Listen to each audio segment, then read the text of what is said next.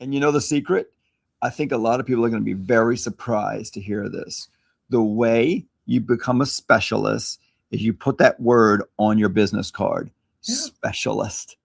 And so ultimately, whether it's fair or not, or right or wrong, or they teach it or they don't, you really have to be the one to control your future. You know, I always said, I like one of these sayings, I put it in a speech I did recently, is that in general, people kind of sit around and watch things happen, or they make things happen. You are one of the two. You either make things happen or you let things happen.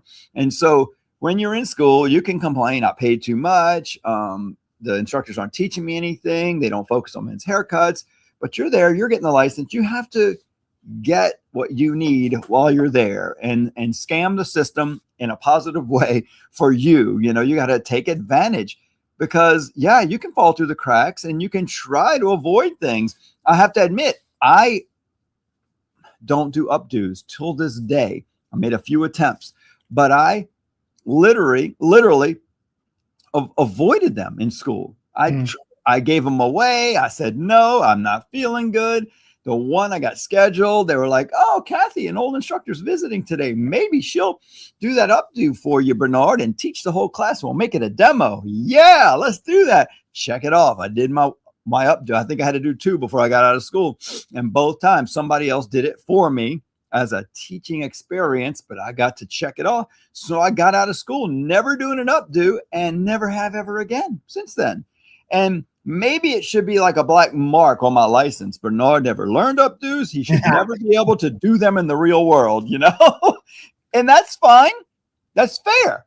But I wasn't that good at haircuts when I first got out of school either. But eventually, after doing them, I got better and better. And I can't say I did it the right way. I just didn't quit. And there's something to be said about continuing to move forward, good or bad, right or wrong. You will eventually, hopefully, get it if you're trying. There is the biggest draw of this industry is the ability to produce income. Yes.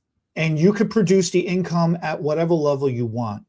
Nowadays, it is such a perfect environment to enter into this industry in comparing to previous generations of stylists. There was a time that you had to fight for your chair. You had to fight for shampooing. You had to literally tackle each other, or rock, paper, scissors, who got to, stand next to the stylist that was your mentor, who gets to hold the comb or who gets to do the blow dry. It was a race to see who's the first one to arrive and who's the last one to leave. You and I do it when we work together. I pride myself trying to be the first one downstairs ready to go. And I'm like, end up sitting there 2 hours ahead of schedule with nothing to do, twiddling my thumbs. But the pride that I get from when you walk downstairs and you go, why the hell are you down here first? It's so stupid. But that little thing, it's the little things like that. It's those little habits that matter, that build the character, that build the momentum, that get the day going. It's that little bit of that competitive edge. And some people may say, I'm just not a competitive person. I just don't care. That's fine if you don't want to be first place in life, but you got a place somewhere, and you got to be competitive for yourself. Because if I take what you said, where I just wait for things to happen, it might never happen. Eventually, something might happen. You'll become the stylist who's getting all the overflow, all the leftover clients when everybody else's book is full. And then if you go back to what I said, if you just stay there and keep moving forward, you can grow like that too. It's just a lot slower. It's so slow. You're going to be making 20, 30 grand for 5, 10 years. Yes. Your skill set is going to grow at a glacial pace. You're always going to be questioning. You're always going to be uncomfortable. You're always going to be nervous to do anything. And then when the client comes in, you're going to be a yes, ma'am stylist.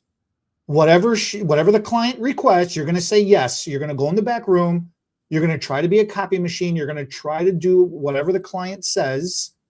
You're going to have this customer's always right attitude. And I'm not saying that's necessarily, I am saying it's a bad thing personally, in my opinion. Yeah. But you're never going to grow the income. You're never going to find your dreams or fulfill your dreams. You're always going to rely on some additional job, some additional income. You're going to end up with a partner. You're going to rely on that partner's income. You're never going to be fully independent. And I'm not saying be alone for the rest of your life. I'm just saying the difference of being with somebody and both of you are kicking ass and making money and you're enjoying a lifestyle that both of you equally want versus you have to go do this job. You have to do this many hours. You have to do all these things just to get by to pay the bills. That paycheck to paycheck attitude. It doesn't feel good. And why so many people that I speak to think that they're stuck. They have no other choice. There's so many choices. There's so many opportunities. So what higher education ideas did you have coming into this today? At a minimum, just at a minimum, okay, very realistic, specialize. Like, okay, everybody wants to do everything. I want to do haircut and color and even in the basic. So starting with the basic services, elevate what that service sounds like by specializing in one of them. Be a master haircutter, be a master stylist, be a master colorist, be a master something. Foil. Just at a minimum. Highlights, gray coverage, right. Right. Be just, I am the foiling queen. That's fine. Do whatever you want. I don't care what it is, but at a minimum, start off with that. That's very realistic. The education to become that is very attainable and very achievable. And you know the secret? I think a lot of people are going to be very surprised to hear this. The way you become a specialist is you put that word on your business card, specialist. That's literally where it starts. Believe it or not, I was just okay with curly hair, better than me, a little better than the other ones in my salon. I loved curly hair. I loved using a diffuser, putting the products in it and getting it big. You know, I was a hairdresser early 90s and it was like big hair was really fun. And it took me a good 10, 15 years of doing this for somebody to say, you're really good with curly hair. And then somebody else said, put it on your business card. And I was like, put what? That curly you hair. Specialize, curly hair specialist. And I was like, but you know what? When I did it, and then I got way more. We have it on our website now that we specialize in curly hair. The amount of people that call from way around and then some of my stylists are like, I don't. I said, yes, but I do. Whatever questions they have for you, you just ask me and I can answer them. I know everything about curly hair. And so it's funny how you put it out there. And then if you don't have to be, you can't be terrible at it, but if you're pretty good or you like something, put that you're specializing in it because it's special to you. And then you will be forced to elevate everything about you in that space. You'll study more about it. You'll have more answers. They'll expect you to have the answers. So everything you say actually sounds smarter to the person because it's part of your title that you specialize. It's that simple, guys. You have to tell people, write it down.